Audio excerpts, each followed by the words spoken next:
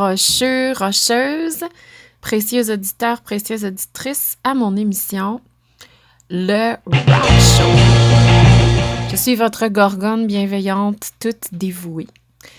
Je vous invite sur mon île cette semaine, ma petite île, avec son phare rouge et blanc qui appelle les voyageurs de l'âme à venir boire un petit chocolat chaud radiophonique. Donc, installez-vous confortablement pour notre voyage de cette semaine. Aujourd'hui, je vous présente la mochaïte.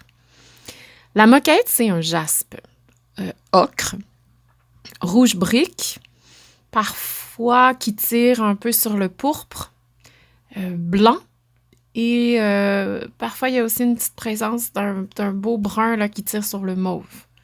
Donc, un jaspe magnifique. C'est une pierre qui me fascine, vous allez voir. C'est une pierre qui me transporte loin et qui stimule beaucoup mon imaginaire. Et ce, depuis longtemps. En fait, tous les jaspes stimulent mon imaginaire. J'ai un faible pour les pierres qui sont silicifiées, donc qui sont composées essentiellement de silice. Et c'est certain qu'elles vont souvent peupler mes réflexions. Parce que j'aime ça tailler des jaspes et des agates. Le premier gisement qui a été trouvé, selon mes recherches, c'est le gisement de Mocha Creek, en Australie. Depuis, il y a d'autres gisements qui ont été découverts ailleurs dans le monde, mais ces gisements-là, aujourd'hui, ne m'intéressent pas. Parce que la mochaïte que j'avais entre les mains, elle venait d'Australie. Donc, mon lien avec elle est australien. La mochaïte que j'ai taillée, c'est ça, elle a cette provenance-là. Donc, moi, j'ai associé ce territoire-là. Puis, je vous l'ai dit, mon lien avec la mochaïte, il est ancestral. Il est très intense. Il me fait partir loin. En tout cas, pour ce bijou-là, c'est un lien racinaire, je dirais cratonique. Là, vous allez me dire, qu'est-ce que ça veut dire, ça, cratonique? Je vous explique. Au cours de mes recherches, parce que Gorgone Bee, c'est beaucoup de recherches, et des fois, je trouve des choses pas mal succulentes sur le chemin. J'ai trouvé ce mot-là au détour de mes recherches, mais je l'ai adopté. Je le trouvais trop beau. Cratonique. Là, je me disais, waouh, il faut que ça devienne, faut que ça fasse part de mon lexique mental maintenant. Je le trouvais tellement poétique, même s'il est absolument, résolument scientifique. Alors, cratonique, c'est un mot qui se rapporte au mot craton. On appelle craton les portions continentales anciennes et stables d'un territoire. Quand je le dis, j'ai l'impression que je croque dans un morceau de croûte terrestre. Tu sais, comme une bonne tarte au craton. Donc, c'est une sorte de gourmandise géographique. Je trouvais ça super inspirant et drôle. Alors, voilà. Pourquoi j'ai appris ce mot-là, c'est que j'ai appris que l'Australie est couverte de cratons. Donc, en faisant mes recherches, j'ai trouvé ça. Et les roches australiennes, bon, sont donc très anciennes. Mais là, vous allez me dire, les roches, c'est toujours très ancien. Oui, en effet, mais les roches des cratons le sont encore plus. D'ailleurs, nous, au Québec, c'est intéressant de le savoir, on vit sur le plus vieux craton terrestre, le bouclier canadien. Et d'ailleurs, les plus vieilles roches qu'on a trouvées jusqu'à présent sur Terre, ils ont été retrouvées près du village d'Inukjuak, dans le nord du Québec. Et j'ai eu la chance d'en tenir une dans ma bien petite main, et j'avoue que j'ai eu un très grand frisson d'émerveillement. Je me suis dit, ça vibre vieux dans notre province. Évidemment, je ne peux pas affirmer que la mochaïte serait un fragment d'un craton, ce serait bien trop magnifique, mais je me suis dit qu'on allait faire semblant parce que c'est très évocateur. Pour moi, la mochaïte, c'est une pierre cratonique. Donc, ça vibre avec beaucoup d'intensité et ça évoque les ancêtres, la profondeur et un paquet d'autres choses dont vous allez entendre parler durant l'émission. On peut corréler cette symbolique-là à l'âme, la profondeur, tout ça, puis bien d'autres choses.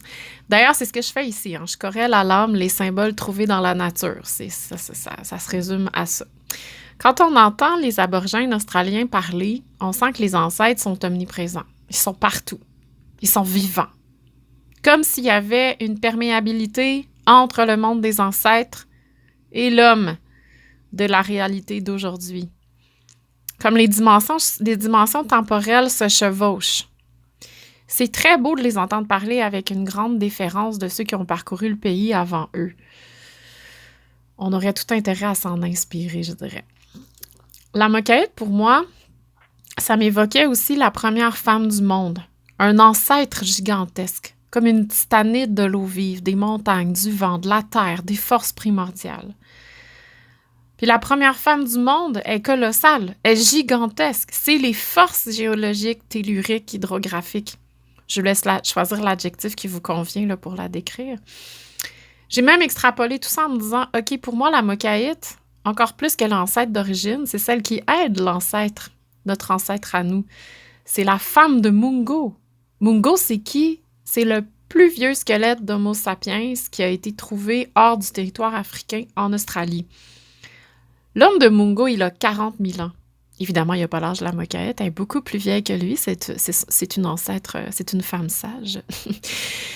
Ça me mettait en relation avec ce squelette-là, en fait, avec l'homme du début du monde de l'homme, l'homme de 40 000 ans.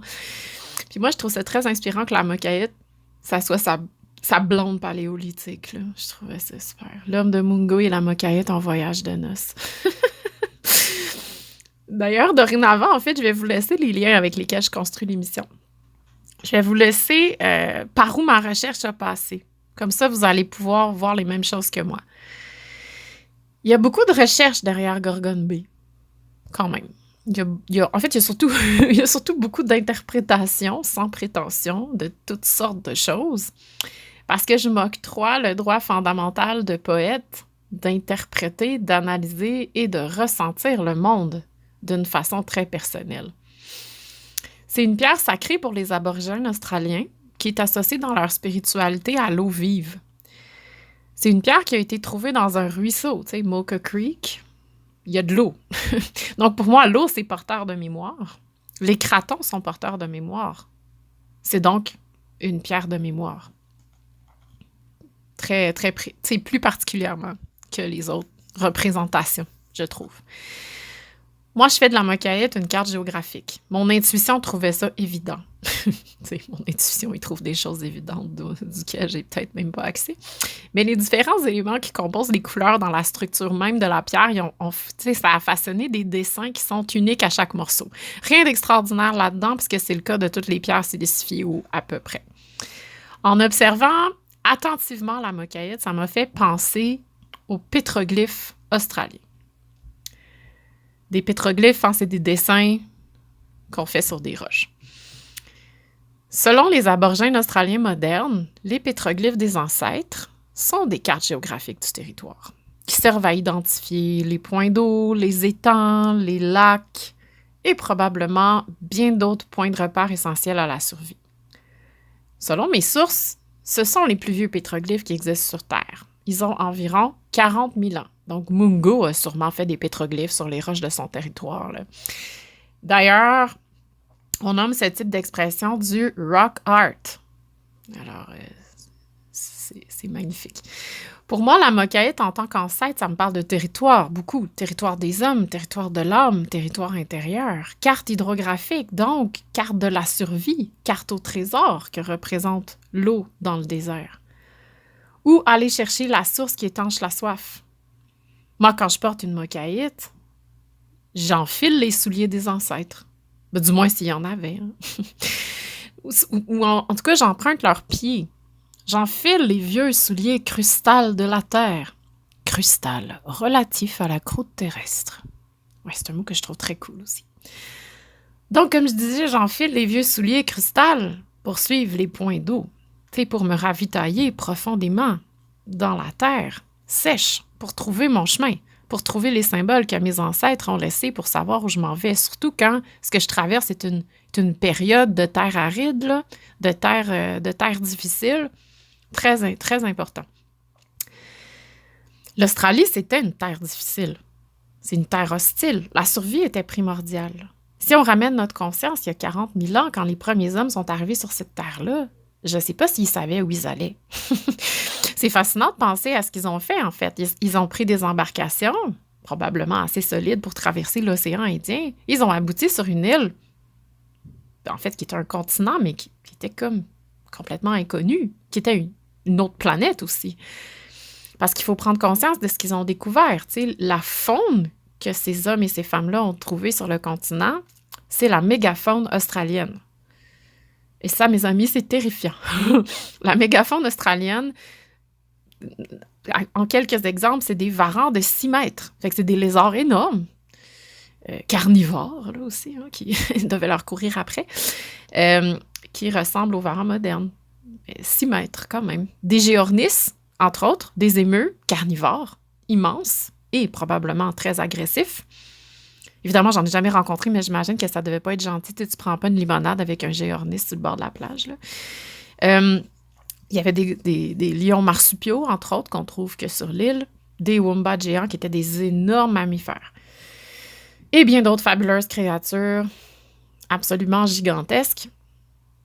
Et probablement aussi tous les dangers potentiels qui les guettaient, comme dans l'Australie moderne, tu sais, qui vient aussi des toutes petites choses, comme des insectes insulaires, typiques de l'île, très dangereux, et beaucoup de dangers généraux au niveau de la faune.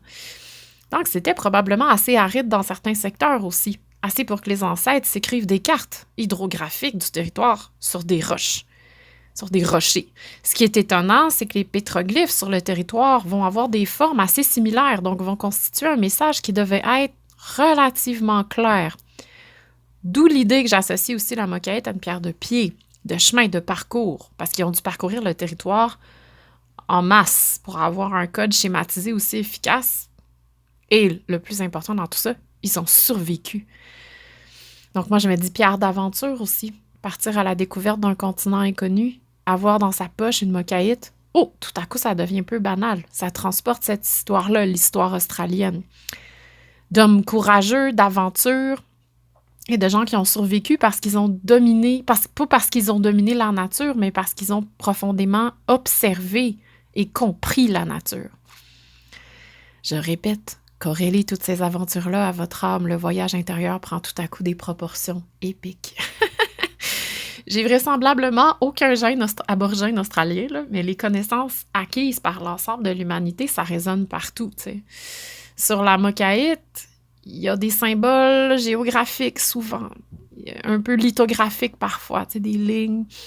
C'est l'alphabet du territoire. Si on arrive à déchiffrer ça dans l'absolu, si on arrive à comprendre les messages qu'on y voit, il y a des bonnes chances qu'on trouve où mettre nos pieds.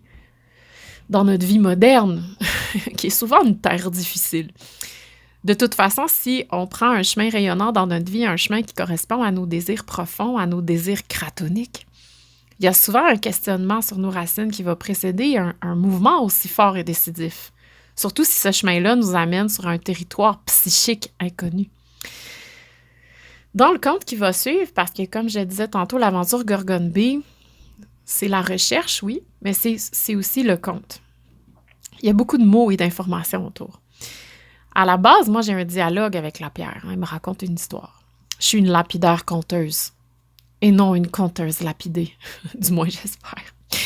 Donc, dans le conte qui va suivre, grâce à toutes ces informations que vous allez recueillir dans votre conscience, vous allez être plus en même d'entrer dans le côté obscur des symboles que j'emploie. Je me sens comme dans Star Wars. Parce que les premières personnes qui ont écouté le conte m'ont dit « C'est beau, mais on comprend rien. » Donc, je me suis dit « Ben ouais, OK, ça se peut. Cette émission, ça va devenir une chronique de l'inconscient. » Tu sais, par où passe mon processus créatif? Qu'est-ce qui est venu m'interpeller? Qu'est-ce qui résonne dans ce que je vous dévoile? C'est propre à chacun. Bon, c'est ça qui est beau, en fait. Chacun prend ce dont il a le plus besoin là-dedans. Et cette émission, ça se veut une sorte de travail de transparence de l'obscur que peut représenter la poésie ou le conte, qui parfois sont juste carrément hermétiques. Mon but, moi, c'est pas d'être carrément hermétique. Tu sais, la poésie indéchiffrable, ça m'intéresse pas vraiment. C'est que vous ayez accès au système avec lequel je fais des liens, parce que, croyez-moi, il est vaste. Comme vous le savez déjà, si vous avez déjà écouté l'introduction, j'attribue toujours une figure archétypale aux pierres que je taille. Je les nomme. Pour moi, c'est important parce que ça rend l'objet symbolique et par le fait même magique. Pour ce bijou-là, j'ai cherché à l'associer à la mythologie aborigène. Comme je l'ai dit, je voyais une titanide, une femme colossale. Donc, ça pouvait pas être une figure ordinaire. J'ai trouvé peu d'informations, en fait, sur cette spiritualité-là. Mais c'est pas grave, parce que la déesse que j'ai trouvée, elle avait un prénom colossal. Biragnolo. Je me suis dit, waouh, ça va être ça. Est-ce que je le prononce correctement? Je sais pas, mais bon, je le prononce comme ça. J'ai trouvé peu d'informations sur elle. Ce que j'en sais, c'est que c'est une déesse ancienne, associée à l'eau. Là, je me disais, waouh, l'eau de la déesse, l'eau vive de la Mokaïte, auquel on l'associe. Je trouvais que c'était trop une belle synchronicité, les ruisseaux, tout ça, tu sais, ça venait m'appeler. C'est une déesse australienne, c'est une déesse de la fertilité. Puis à force de répéter constamment son nom, je pense que je l'ai réveillée. Et peut-être que les marteaux piqueurs derrière moi aussi, je sais pas si vous les entendez, ont sûrement réveillé aussi Biragnolo un peu. Son pouvoir est omniprésent, un peu comme dans Peter Pan où on ranime les fées en tapant des mains. Moi, je réveille des déesses en disant leur nom. C'est une autre méthode. C'est maintenant à vous de l'imaginer, de lui redonner une place dans notre inconscient collectif en nommant son nom ou en tapant des mains. Je vous laisse choisir votre méthode préférée. Le nom de famille qui s'est imposé à moi, puisque sur Biragnolo, moi, je voyais une montagne, un drapeau, des symboles pour trouver son chemin. Donc, Biragnolo devient inévitablement Biragnolo la montagne. D'ailleurs, tailler cette pierre-là, ça a été difficile, un peu comme gravir une montagne, sérieusement. Là. J'ai recommencé au moins 3 fois le processus. Là. C'était un très gros morceau tout d'abord, ce qui représentait un obstacle en soi. Parce que quand on taille, on veut que le cabochon soit bombé pour qu'il puisse avoir un beau polissage. Une bonne adhérence au meule. Puis là, j'allais trop vite. Je travaillais sur du plat. J'ai dû recommencer plusieurs fois. Évidemment, peut-être qu'elle aurait pu être plus bombée que ça, mais c'est comme si moi, j'étais un peu frileuse à l'idée de la rapetisser, parce que plus tu bombes, plus tu rapetisses les contours. Donc là, je me disais, OK, mais bon. J'ai arrêté à un moment où je trouvais que ça suffisait, là, que c'était beau, puis que moi, je trouvais ça satisfaisant. Mais là où j'aurais mis 1000 gestes, ici, j'en ai mis 3000. Je taillais, je voyais les pentes d'une montagne, parce que je l'ai d'en face, c'est carrément un dessin. J'étais dans un état, en tout cas, c'était quelque chose de travailler avec cette pierre-là. Là. J'ai eu, disons qu'on avait une super connexion, là. C'était comme mon ami. Je voyais un parcours difficile, je voyais des dérapes, des blessures, des ouvertures, des scratchs, du beau chemin complexe. Je me suis fait mal là, en masse avec ce processus-là. Là. Des fois, tu te mets un ongle trop proche, je me suis accroché les doigts sur la meule, j'ai recommencé, tu as les mains mouillées, toutes plissées, en tout cas. Les chemins tortueux sont souvent les plus beaux. J'ai aussi compris, que l'ascension, le fait que je vois une montagne, l'atteinte du but, c'était pas toujours ça qui était très important, finalement. Ce qui est important, c'est de ne pas se perdre trop longtemps. De voir rapidement où ça ne fonctionne pas. Si j'ai fait une erreur à un endroit, OK, je recommence, je prends un autre chemin, j'attrape une autre paroi de rocher, je vais un peu plus loin, je contourne. L'idée, c'est que je me rende pas 3 fois au polissage à l'oxyde. Puis souvent, on va polir à l'oxyde pour que ça fasse un travail super net, mais là, je me disais non, là, comme là, t'as vu, les erreurs recommencent tout de suite. Dans la vie, des fois, on ignore un peu les erreurs, on ignore un peu les épreuves. On se rend jusqu'au bout. En tout cas, c'est pas toujours satisfaisant. Donc, ne vous perdez pas trop longtemps. Donc, je sais reconnaître quand on a... j'essaie de voir comme j'ai reconnu le moment où j'ai perdu mon chemin. Je déchiffre rapidement les symboles qui m'entourent, puis je retrouve ce chemin-là pour survivre, comme les ancêtres aborigènes australiens, dans leur territoire. C'était tout ça, quand je travaillais cette pierre-là, qui se bousculait dans ma tête, mon cœur, mon âme, ces apprentissages-là que m'envoie l'ancêtre de roche quand je la taille. Donc moi, pour nommer mes roches, je puise partout. Je puise dans le concept de la création, aussi. C'est quoi l'histoire? Est-ce que j'en ai cassé un bout? Il a fallu que je recommence? Est-ce que ça a été long, comme avec Biragnolo? Est-ce que j'ai dû recommencer plusieurs fois? Bref. Mais je vais puiser aussi, dans les symboles, tout ça, mais beaucoup dans l'inconscient collectif, concept construit par Carl Gustav Jung, Pour moi, ce que je comprends, néophyte total en psychanalyse, c'est que l'inconscient collectif, c'est comme une immense toile d'araignée dans laquelle temps, croyances sont complètement confondus dans un tout gigantesque dans lequel, ma foi, à l'épuiser est un pur bonheur. Je tiens à raconter l'anecdote suivante, puisque c'est un bel exemple de ce que peut faire l'intuition et l'inconscient collectif quand ils travaillent miraculeusement en association. Parce que c'est pas toujours le cas. Quand j'ai écrit le conte que vous allez écouter incessamment, je l'ai écrit bien avant de faire l'émission. J'avais fait de la mocaïte, dans ce conte-là, une carte géographique. Hydrographique, peu importe, une petite carte routière, tu sais, pour l'âme qu'on peut mettre dans son cou, pour transporter dans sa poche. Mais j'avais pensé à ça avant de savoir que les pétroglyphes australiens, selon les aborigènes eux-mêmes, seraient des cartes. Donc, j'ai été comme bluffée, tu sais, comme flabbergastée, époustouflée, émerveillée. J'adore quand ce type de synchronicité-là s'installe dans mon inconscient parce que ça me ramène à une très grande humilité, là, parce que je me rends compte que j'invente rien finalement, ou presque. Je fais juste tirer les fils de la grande toile d'araignée. Et rendu là, c'est pas moi qui génère ça. C'est mon intuition qui capte des choses. Et Dieu sait qu'elle capte beaucoup de choses, mon intuition. Alors, il y a une chose que j'ai complètement oubliée, dont j'ai complètement oublié de vous parler, dans l'introduction, c'est que l'objet que je façonne a son œuvre picturale personnelle, son portrait. Une sorte de certificat de naissance royale du peuple. Parce que passer par l'image, c'est aussi une autre façon de tracer le caractère magique d'une représentation. Les hommes le font depuis 40 000 ans. Et qui sait, peut-être depuis bien plus longtemps encore. Tu sais, l'homme paléolithique, il peint au fond des grottes. Il appelle le pouvoir de l'image pour évoquer. Ou carrément pour représenter l'objet de leur désir, parce que c'était des artistes très émérites, là. Avec des techniques, puis tu sais, ça a l'air anodin, mais c'était complexe. L'objet, tu sais, ils vont faire comme ils vont appeler l'objet de désir, l'objet d'admiration au fond de leur grotte, l'objet d'immortalité, comme par exemple les mains négatives des grottes de Gargasse et bien d'autres grottes, dont la grotte Chauvet, qui est plus connue. J'ai laissé en fait des liens là, pour vous irez voir dans les liens. Ça, c'est une volonté de laisser une trace. Ben, je dirais que c'est même plus qu'une volonté, là, c'est une action de laisser une trace. Puisque ces traces, elles perdurent encore aujourd'hui. Tu sais, ils n'étaient pas nono, là, les hommes paléolithiques. Ils observaient trop leur territoire. Ils étaient trop conscients de ce qui se passait dans la nature autour d'eux pour être considérés comme des personnages simplets. Puis s'ils étaient simplets, ils n'auraient pas survécu. Puis moi, je pense qu'ils étaient extrêmement intelligents, là, autant que nous, juste avec moins de moyens.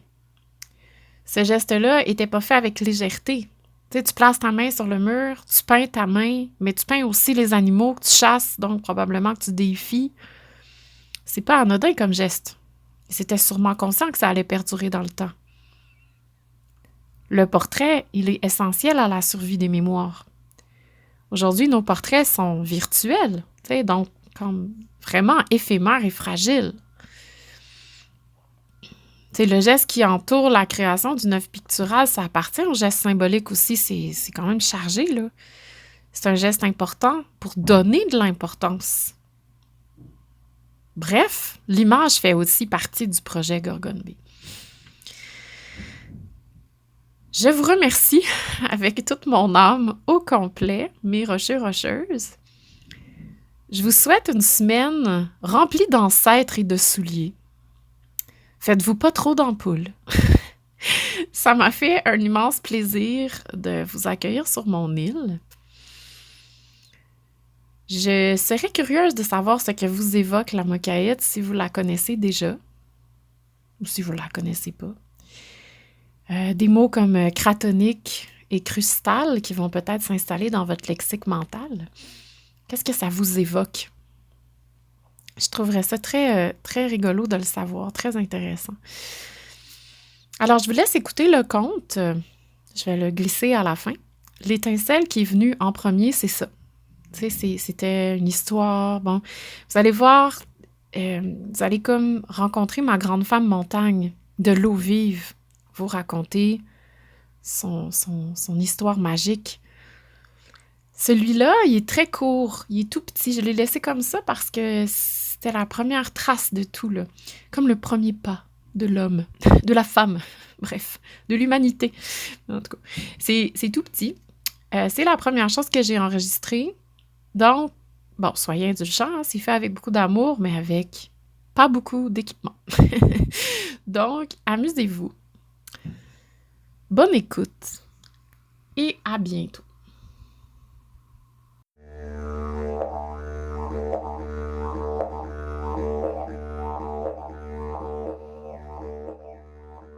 Il était une fois une grande femme montagne. Elle s'appelait Biragnolo. Elle était orange comme l'Uluru. Elle avait des cheveux de soleil ardent, le genre de lumière que l'on ne peut regarder en face, le genre de lumière qui fait perdre la vue aux arrogants. Elle regardait le monde à ses pieds, ceux qui essayaient de gravir ses flancs de roche, avec une curiosité mêlée de pitié.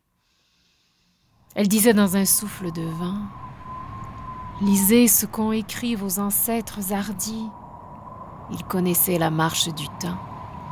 Les pétroglyphes à mes pieds sont votre porte vers moi. Mais personne ne connaissait plus ce langage de vent soufflé par les femmes montagnes. Personne ne savait plus lire l'alphabet des rêves paléolithiques. Le passé n'avait plus accès au présent. Biragnolo s'ennuyait là-haut. Elle aimait qu'on la déchiffre. Elle eut une idée.